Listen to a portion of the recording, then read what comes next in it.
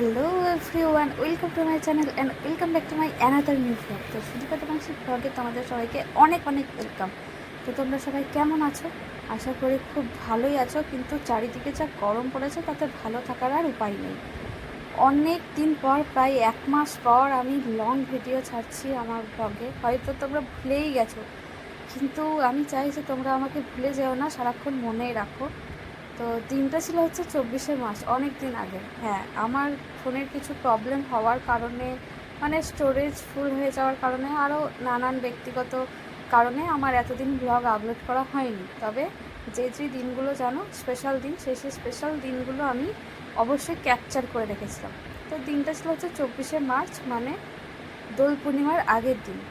বিকেলবেলা থেকে ব্লগটা শুরু করছিলাম। দেখতেই পাচ্ছ আমি রেডি হচ্ছি নানা রকম সাজগোজ করে। আসলে আমাদের এখানেই একটা মেলা বসেছিল 1.5 কিলোমিটারের মধ্যে। তো সেই মেলাটাই যাব, যার জন্য আমি আমার বান্ধবীকে আসতে বলেছিলাম। সে চলেও এসেছে, আর আমি কিন্তু রেডি হইনি। আসলে এটাই হয়, ও যতক্ষণ না আসে ততক্ষণ আমি শিওর হতে পারি না। তার 5 মিনিট আগেও অবধি ফোনে কথা হয়, ও বলে আমি বেরিয়ে গেছি, তাও যতক্ষণ না আসে ততক্ষণ কিন্তু আমি রেডি হই না। আর কি কথা হচ্ছিল বলো তো, আমি যেই রেডি হচ্ছি তাই ভাইজি, মানে আমার ভাইজি, মানে মহারানী, আমাকে দেখে কাঁদতে লেগেছে যে ও যাবে। তো কী আর করার, আমি তো ওকে ছেড়ে যেতে পারি না। আমি বলছি ওকে নিয়ে যাবো, সবাই বলছে না, ছোট ছেলে, ছোট বাচ্চা, এই কিছুক্ষণ পরে অন্ধকার হয়ে যাবে, নিয়ে যাওয়ার দরকার নেই। আর আমরা দুজন সাইকেলে যাব, একটা সাইকেলে, তাই ওকে নিয়ে যাওয়াটাও মুশকিল হবে। তো সবাই বলছে যে না, নিয়ে যেতে হবে না। আর আমি বলছি আমার মহারানীকে আমি নিয়ে যাব না, সেটা কি আর হয়? তো যাই হোক, অনেক কিছু ভোলানোর চেষ্টা করলাম ওকে, মানে কুরকুরে চকলেট দিয়ে।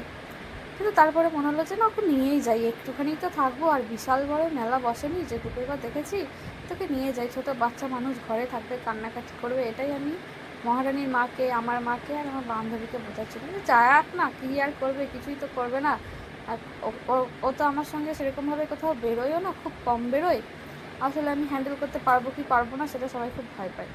তারপরে ওর মজাটা দেখো, মানে ও যাবে বলে সে কি মজা, আমার সঙ্গে ঝগড়া করছে। কেন ঝগড়া করছে বলো তো? দেখতে পাচ্ছ ওই উলিকটের জামাটা, মানে ওর মা ওকে পরিয়ে দিচ্ছে যদি ঠান্ডা লাগে বলে, তখন একটু একটু ঠান্ডা ছিল। আর আমি বলছি এই গরমে কে ওই জামা পরে রে, এত গরম, আর কে ওই জামা পরে? যাই হোক, এখনকার মতো গরম তখন ছিল না। তো বলছে আমার ঠান্ডা লেগে যাবে না, গলায় ব্যথা হবে না, এটাই বলছে। আর হাতে দেখো কুরকুরেটা আছে, যে কুরকুরেগুলো আমি ওকে ঘুষ দিয়েছিলাম। এদিকে পাপিয়া, মানে আমার বান্ধবী, বলছে আমাকে রাখতে দে, আমার মা বলছে আমাকে রাখতে দে। এরকম ব্যাপার, যে তুই জামাটা পরে নে, তারপরে আবার নিবি। আর ওর মা ওকে রেডি করিয়ে দিচ্ছিলো। তো যাই হোক, তারপরে ওর ছোটো ঠাম্মা, মানে আমার মাকেই দিয়েছে আর কি, ওটাই সিকিউরিটি জানে। তারপরে মহারানীকে রেডি করে নিয়ে আসছে। এখানে দেখছি ছোটদার পাপিয়া দুজনে মিলে কিছু একটা করছে। ফোনে কী করছে বলো তো? ছোটদার যে প্রি ওয়েডিং শ্যুটটা হয়েছিল না, কদিন পরেই তো ছোটদার বিয়ে, আগের ভাগে দেখিয়েছিলাম। মানে সেটা আর আমার বলা হয়ে ওঠেনি আর কি। তো মানে আমি ওটা সাসপেন্স রেখেছিলাম। আগের ব্লগটা দেখলেই তোমরা বুঝতে হবে যে বাড়িতে কার বিয়ে লেগেছে বলেছি।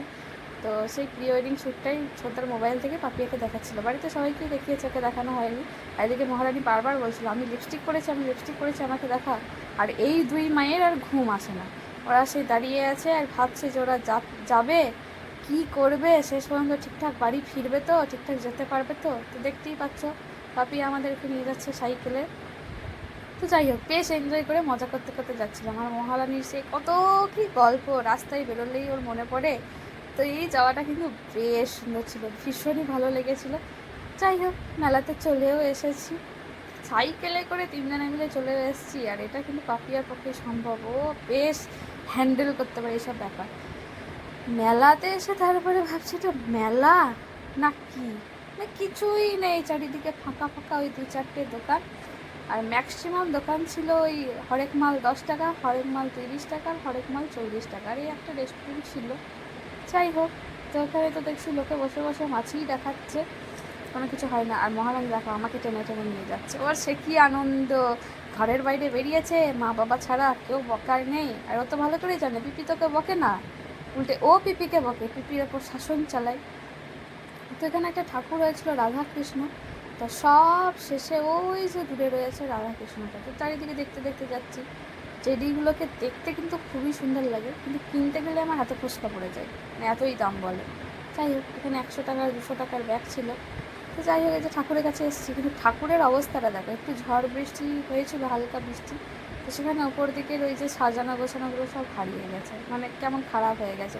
ঠাকুরটাকে দেখে মানে কেমন একটা কষ্ট লাগলো, মায়া লাগলো। ঠিক মতো ধূপ সন্ধে দেয় না, কেন যে ঠাকুরগুলো করে কে জানে। মানে এটা খুব বিরক্ত লাগে, এত অবহেলা কেন ঠাকুরের প্রতি। ঠাকুরটা করারই কোনো দরকার ছিল না। তারপরে যাই হোক, আমি কিছু কিনিনি, কিন্তু মহারানীকে কিনে দিতে এলাম। আমি যে জিজ্ঞেস করলাম এই গাড়িটা নিবি, আসলে আমার কাছে প্রচুর কিছু টাকা ছিল না, আমার ফিনান্সিয়াল কন্ডিশন খুব খারাপ ছিল, মানে নিজের। আর আমি যে তোকে নিয়ে এসেছি তাই আমি আমার নিজের টাকাতেই কিনে দেবো, এটা দেখছিল নেড়ে।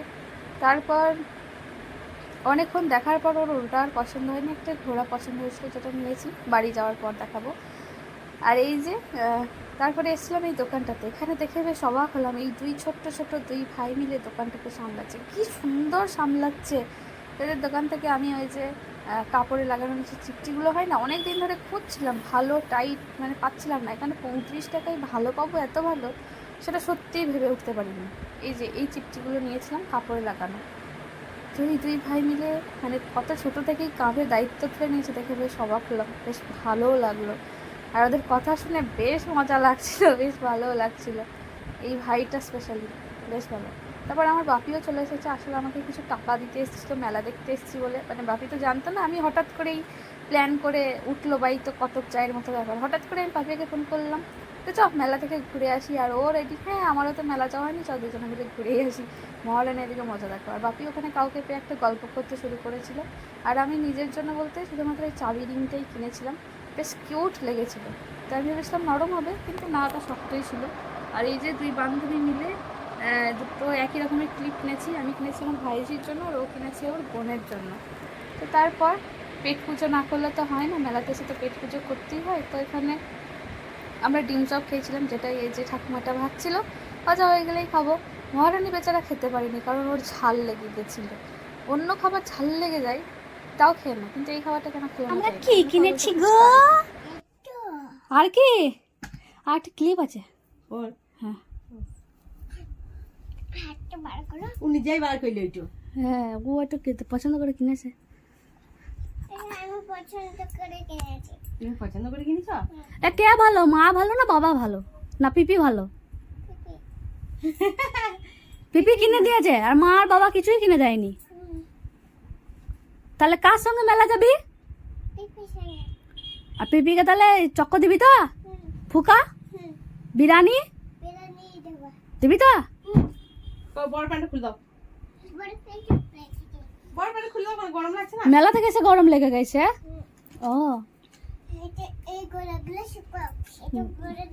ঘেমে গেছ, প্যান্ট খুলে দাও, সোয়েটারের প্যান্ট খুলে দাও, তাহলে গরম লাগবে না আর।